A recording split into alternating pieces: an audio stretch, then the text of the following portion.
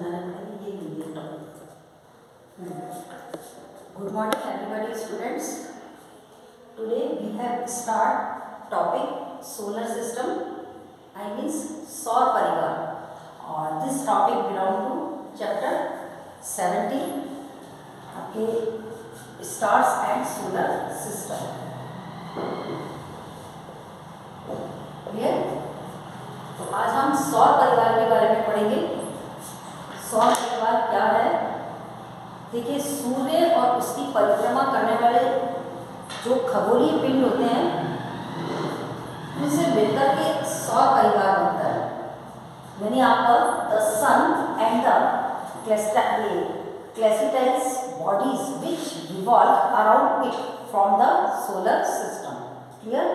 अब इस solar system के अंदर यानी आपके it consist of large number of bodies such as, इसके अंदर बहुत सारी बॉडीज आती हैं। सबसे पहले फर्स्ट प्लैनेट, ग्रह, कॉमेट्स, धूमकेतु, एस्ट्रॉइड्स, शुद्ध ग्रह और मेट्रोस यानी उल्काएं।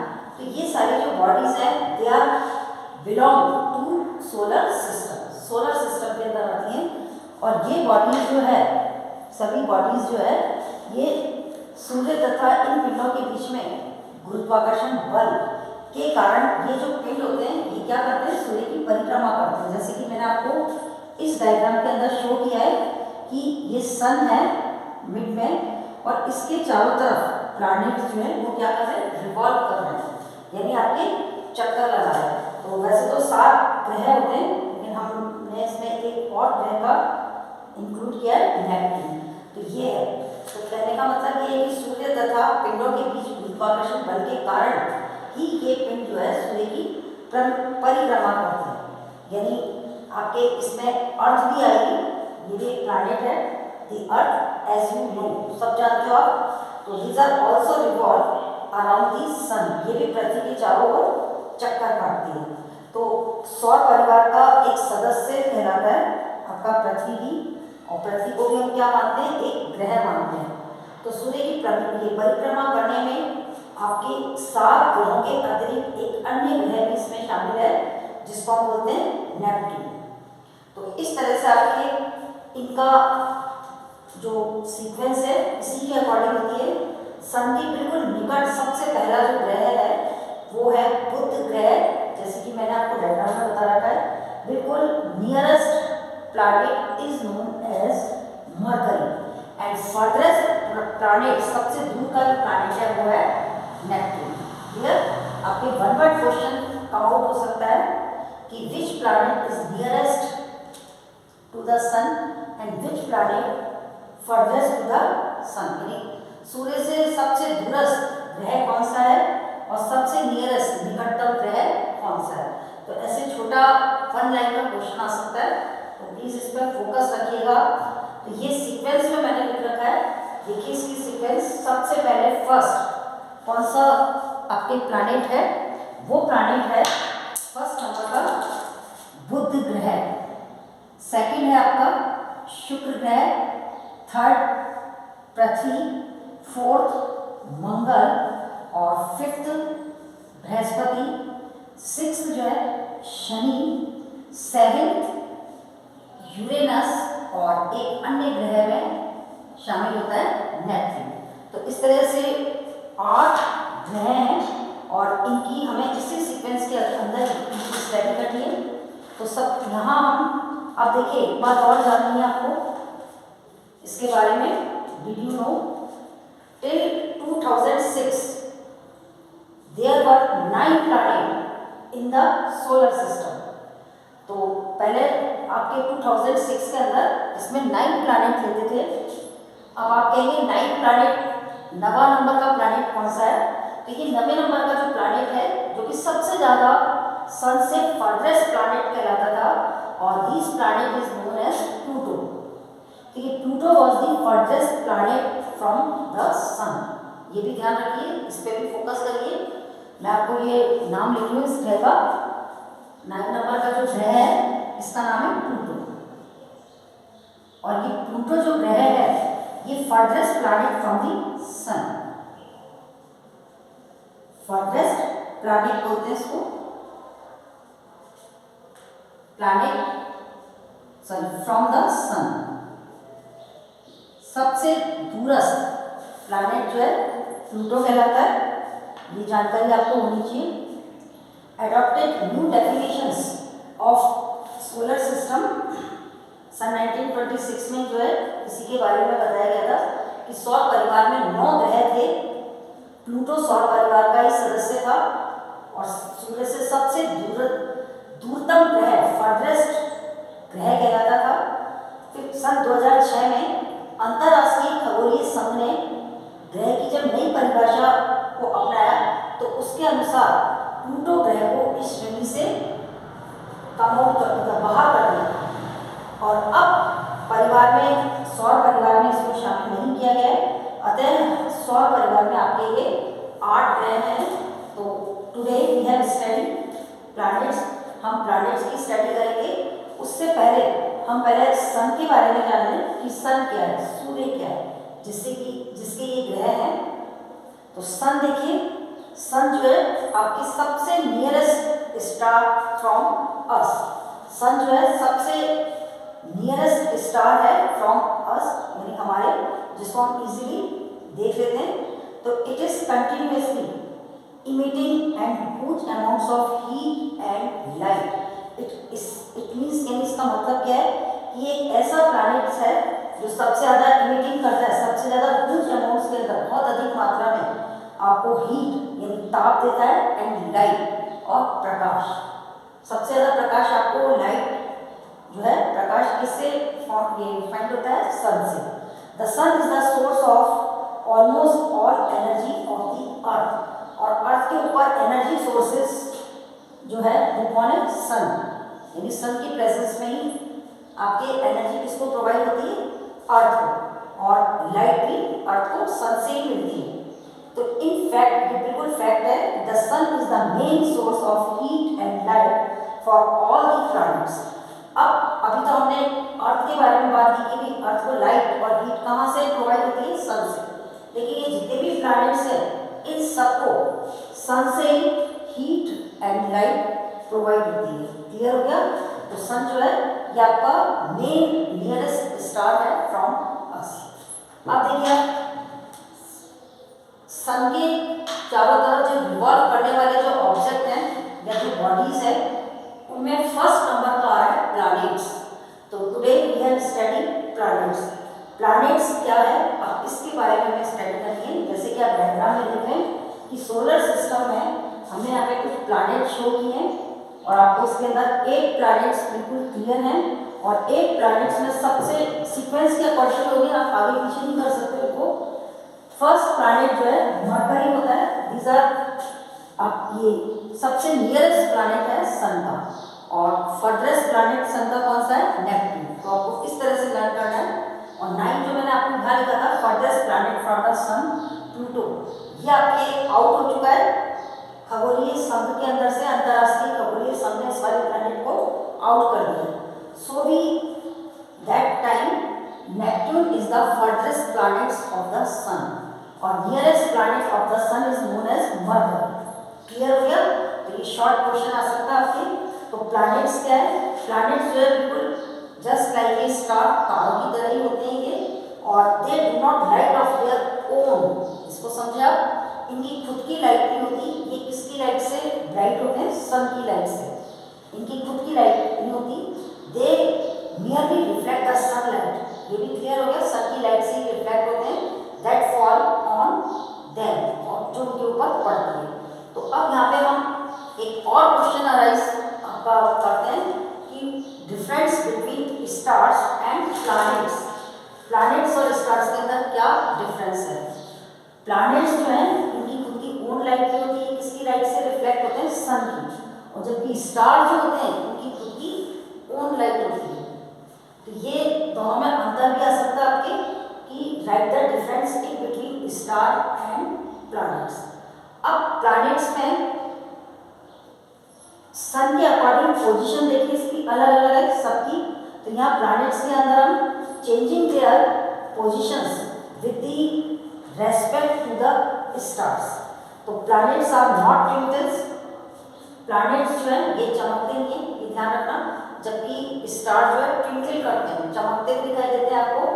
Planet has definite path, planet जो होता है इनका एक डेफिनेट पाथ होता है अराउंड करने का सन का, जबकि स्टार का कोई डेफिनेट पाथ नहीं होता, ये ध्यान रखना। और इनका जो पाथ है वो क्या कहलाता है, कक्ष कहलाता है। इसके पाथ को हम क्या कहते हैं, इनकी ऑर्बिट, ये जो राउंड सर्किल है ये कक्ष कहलाता है, और इसको हम इंग्लिश में क्या बोलते हैं, ऑर्बिट। क्लियर? तो ये जितनी भी है इन सारे प्लैनेट की कक्ष कहलाती है, इसको हम कहेंगे कक्ष। The time taken by planet to complete one revolving is called period of revolution. और ये जो प्लैनेट का पूरा एक जब कंप्लीट अपनी कक्ष के अंदर परिक्रमा हो जाता है तो उसको हम क्या बोलते हैं, परिक्रमण काल। ये भी एक टर्म्स है, पीरियड्स ऑफ रिवॉल्यूशन, परिक्रमण काल, जिसको क्या बोला जाता है, period of revolution. The period of revolution increase from the sun, जैसे सन से दूर जाते हैं ना तो आप देखोगे कि परिक्रमण काल जो ये क्या हो रहा है, इंक्रीज हो रहा है, बढ़ता जा रहा है।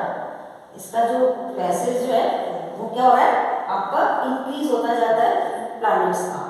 फिर आपके बिसाइड रिवॉल्विंग अराउंड द सन, अब planet also rotate on their own axis like a top, जैसे टॉप होता है, आपने आप इसमें फिगर देखिए 7.90, ये बुक के अंदर आपके फिगर दे रखा है इसका। तो इस फिगर में एक लट्टू को बताया, जानते हो, आपने देखा होगा इस तरह के, इसको हम टॉप बोलते हैं। ये अपनी अक्ष पे क्या करता है, अक्ष पे घूर्णन करता है। तो ऐसे प्लैनेट जो है अपनी अक्ष के ऊपर ही क्या करते हैं, घूर्णन करते हैं, जिसको हम बोलते हैं period of rotation, period of rotation. परिक्रमण काल अलग हो गया और ये कहलाएगा पीरियड ऑफ रोटेशन, यानी planet also rotate on their own axis, अपनी एक्सिस के ऊपर ही रोटेट होते हैं, जस्ट लाइक ए टॉप, लट्टू की तरह से। और कंप्लीट इनका जो वन रोटेशन जो होता है, एक रोटेशन जो होता है वो पीरियड ऑफ रोटेशन कहलाता है, जिसको हम बोलते हैं घूर्णन काल। हिंदी में इसको हम क्या बोलते हैं, घूर्णन काल, यानी इनके घूमने का समय, एक चक्कर काटने का समय। तो ये आपका क्या कहलाएगा, घूर्णन काल, यानी पीरियड ऑफ रोटेशन। अब आपके सम प्लैनेट्स, यानी अब कुछ और प्लैनेट्स के बारे में भी आ रहा है। तो some planets are known as to have moon satellite revolve around them, ये भी अराउंड करता है कौन, मून, ये भी एक सैटेलाइट है, प्लैनेट्स के अंदर ही आता है। और इसको भी हम क्या बोलते हैं, आपके क्रिस्टल बॉडी बोलते हैं, खगोलीय पिंड बोलते हैं। तो ये आपका इस तरह से इसके बारे में ग्रह की जितनी पूरी नॉलेज होगी अपने को। अब अर्थ का देखिए, इसमें थर्ड नंबर पे अर्थ, मेन अर्थ जो है can be said to be satellite of the sun. ये क्या है, सन का सैटेलाइट है earth. The throw generally we call it a planet of the sun, जिसको कि हम सन का प्लैनेट कहते हैं। We use the term satellite for the bodies revolving around planets. Clear? Satellite क्या होती है, सैटेलाइट जो होती है ये भी ग्रह होते हैं जो क्या करते हैं, आपके एक ऐसी बॉडी होती है जो रिवॉल्विंग करती है अराउंड दी प्लैनेट्स के। Moon is the satellite of the अर्थ। तो अर्थ का सैटेलाइट कौन हुआ, आपको अर्थ के मतलब ऊपर आकाश में जो रिवॉल्विंग करता हुआ कौन सा प्लैनेट दिखाई देता है, मून। देखिए मून का ध्यान रखिए, इसमें भी आप फोकस करना कि moon is a satellite of the earth, यानी अर्थ का सैटेलाइट कौन है, मून। अब there are many man made satellite, ऐसे बहुत सारे मैन मेड भी सैटेलाइट्स होते हैं जो अर्थ के चारों ओर रिवॉल्व करते हैं, उनको हम क्या बोलते हैं, आर्टिफिशियल सैटेलाइट, कृत्रिम उपग्रह। Can you say any artificial satellite, क्या किसी एक आर्टिफिशियल सैटेलाइट का नाम जानते हैं according to your GK? No. आपने एप्पल और भी कई सैटेलाइट्स होते हैं, नाम सुने होंगे। तो ये सारे कृत्रिम उपग्रह कहलाते हैं, ह्यूमन मेड, मानव द्वारा बनाए गए, जो कि एनवायरमेंट्स की, आपके मौसम विभाग की बहुत सारे इंफॉर्मेशन जो है आप अपने को प्रोवाइड करते हैं। ग्रह यानी ग्रह जो है तारों की भांति प्रतीत होते हैं, लेकिन ग्रह में अपना खुद का प्रकाश नहीं होता। इसको और अंडरस्टैंड ये केवल सूर्य के प्रकाश से ही चमकते हैं, उन्हीं को ही परावर्तित करते हैं और हम तारे और ग्रह के अंतर जो है आराम से कर सकते हैं। तारे टिमटिमाते हैं जबकि ग्रह ऐसा नहीं करते और तारे की सापेक्ष ग्रहों की स्थिति जो है बदलती रहती है। ये भी है, प्रत्येक ग्रह एक निश्चित पथ पर सूर्य की परिक्रमा करता है जिसको हम बोलते हैं कक्ष। जैसे कि मैंने वहाँ पर टॉपिक लिखा है ऑर्बिट। किसी भी ग्रह द्वारा सूर्य की एक परिक्रमा पूरा करने में लगे समय को उस ग्रह का परिक्रमण काल कहते हैं। ये भी एक टर्म्स है, आपके आ सकती है।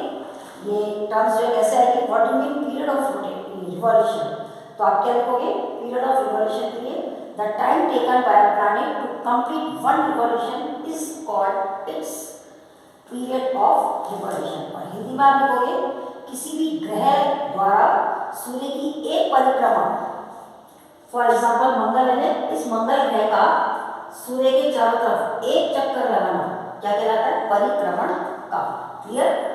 तो सूर्य से दूरी बढ़ने पर परिक्रमण काल भी आपका वृद्धि करता जा रहा है, ये देख लो अब इंक्रीज होता जा रहा है। तो सूर्य की परिक्रमा करने के लिए साथ साथ ग्रह जो है सूर्य की परिक्रमा तो करता है ग्रह, लेकिन साथ साथ अपने ही अक्ष पर घूर्णन भी करता है, तो वो घूर्णन काल कहलाता है। आपकी दो टर्म्स हैं इसमें। फर्स्ट टर्म्स तो मैंने आपको बताई पीरियड ऑफ रिवॉल्यूशन और दूसरी टर्म्स आपकी क्या थी पीरियड ऑफ रोटेशन घूर्णन काल। परिक्रमण काल और घूर्णन काल में क्या अंतर है? परिक्रमण काल तो अपने सूर्य के चारों ओर पूरा चक्कर लगाने को बोलते हैं और घूर्णन काल जो है अपनी अक्ष पे ही घूर्णन करने को बोलते हैं। ये ध्यान रखना, यानी घूर्णन करना क्या होता है आपके अपनी अक्ष पे ही घूर्णन गति जो होती है वो घूर्णन काल कहलाती है। अब कुछ ग्रहों की ज्ञात उपग्रह होते हैं, यानी कुछ ग्रहों के जो ग्रह दे रखे हैं आपके प्लैनेट्स दे रखे हैं, एक के जो होते हैं उपग्रह होते हैं, उपग्रह को हम क्या बोलते हैं सैटेलाइट होते हैं। तो इसमें एक एग्जांपल अर्थ का दे रखा है। अर्थ का सबसे बेस्ट सैटेलाइट जो है वो चंद्रमा है, इसको मानते हैं मून को।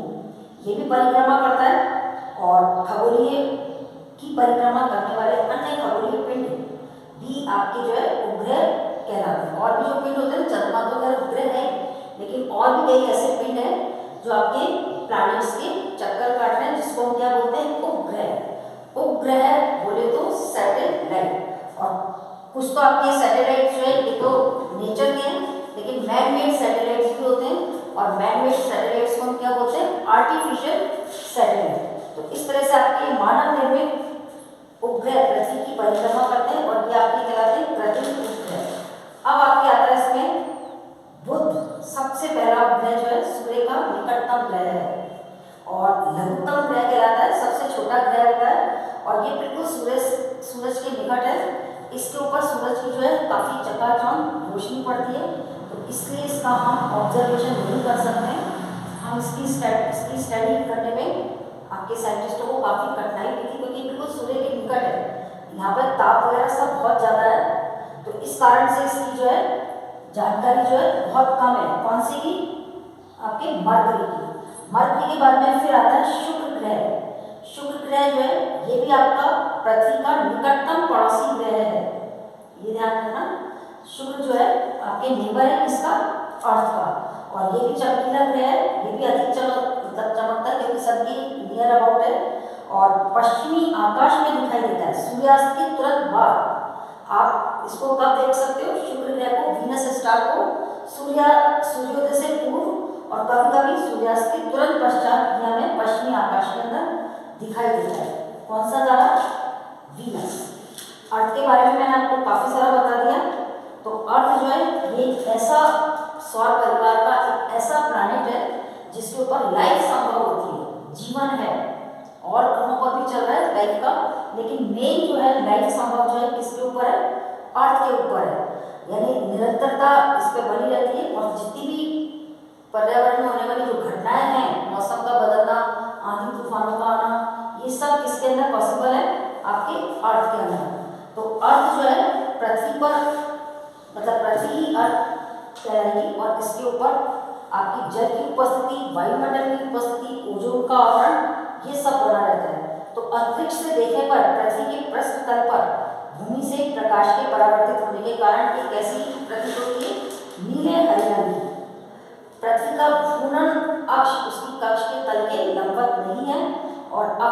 प्रभाव पृथ्वी पर जो है वो क्या करता है, ऋतु परिवर्तन के लिए उत्तरदायी होता है। जो चेंजेस होते हैं ना ऋतु परिवर्तन आपके, उसके लिए उत्तरदायी होता है। और पृथ्वी का केवल एकमात्र ग्रह है, वो है आपका प्लैनेट है चंद्रमा। अब मंगल ग्रह देखिए आपके पेज नंबर 228 और 29 पे मिलेगा आपको। ये नेक्स्ट प्लैनेट है, first outside the orbit of earth के बाहर का ग्रह है। Its appears slightly reddish colour का होता है। सो देयरफॉर, इसीलिए हम इसको so therefore it is called red planet. Please focus डालिए, इस मंगल ग्रह को हम क्या बोलते हैं, रेड प्लैनेट, लाल ग्रह। Mars has 2 small natural satellite, इसके मार्स के भी जो है 2 नेचुरल सैटेलाइट है। मंगलयान का आपने नाम सुना होगा, जो आपके इसरो ने लॉन्च किया था सबसे पहले। इसरो जानते हो, ISRO क्या होता है इसरो का जो है फुल मीनिंग जो है Indian space research organisation, ISRO। ध्यान रखना वर्ड सारा आपके ISRO। I का मतलब तो इंडियन और S का मतलब स्पेस और इस R का मतलब रिसर्च और O का मतलब ऑर्गेनाइजेशन। तो इन्होंने लॉन्च किया था सबसे पहले, यानी इंडिया से लॉन्च हुआ था ये मार्स ऑर्बिट मिशन। इसका ग्रह कहलाएगा मंगलयान। और ये कब लॉन्च हुआ था, 24 सितंबर 2040 के अंदर। और with this India become the first country in the world, India इसमें फर्स्ट कंट्री थी वर्ल्ड के अंदर to do so in its first attempt, सबसे पहले अटेम्प्ट किया था। अब दूसरा जो ग्रह है, बस हम यहाँ तक रखेंगे 4 तक, ये हम बाद में देखेंगे, बृहस्पति, शनि, यूरेनस और नेपच्यून। तो अभी आपके ये आज वाली वीडियो में हमने इसका यहाँ 4 प्लैनेट्स का की अध्ययन किया है। और नेक्स्ट जो है हम नेक्स्ट